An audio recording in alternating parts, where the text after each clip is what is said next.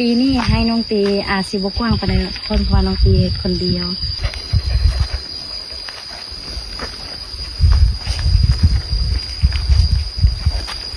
เพราะว่านี่ฝนตกแห้งๆทุกคนเขาน้องตีก็เลยสวยสดงดงามเลยทุกคน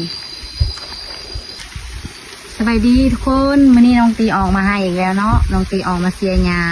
กับบรรยากาศฝนตกเย็นพลอยๆเนาะทุกคนเดี๋ยวน้องตีสิพาทุกคนไปเบิ่งบรรยากาศรอบเขาไห้เนาะมันสิงามสำไหน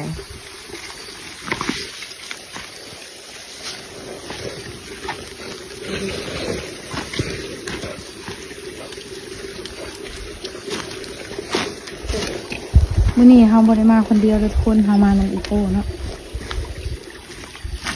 อีโก้ไปเป็นหมู่เราทุกคลิปเลยเนาะทุกคนตัว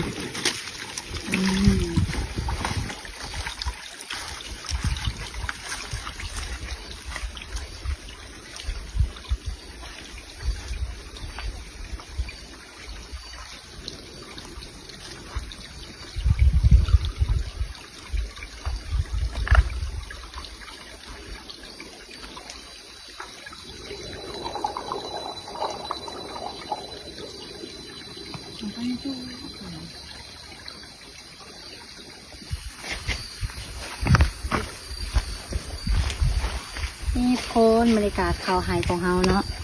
จะมีมักแตงหมูกามีมักสลีมีหลายอย่างเลยเนาะทุกคน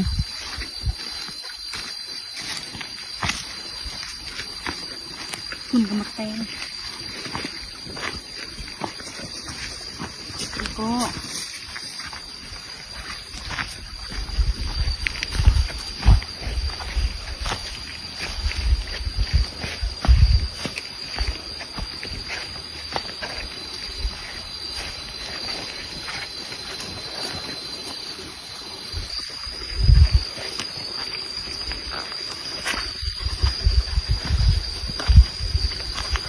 เพราะว่านี่ฝนตกแห้งๆทุกคนเขาน้องตีก็เลยสวยสดงดงามเลยทุกคน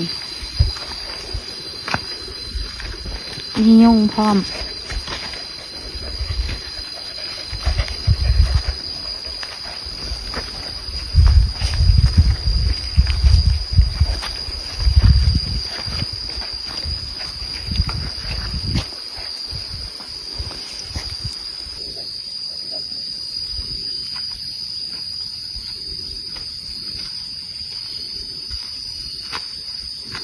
น้องตีหักกระเสียหญ้าเขาให้เมื่อวานเนี่ยคนหักกระแลเมื่อวานนี้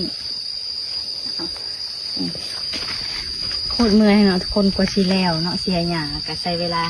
หลายมื้อเนาะทุกคนบรรยากาศชอบหันปีนี้ให้น้องตีอาจสิบกว้างไปเลยเนาะคนเพราะว่าน้องตีคนเดียวไม่มีใครมาเห็นน้ำ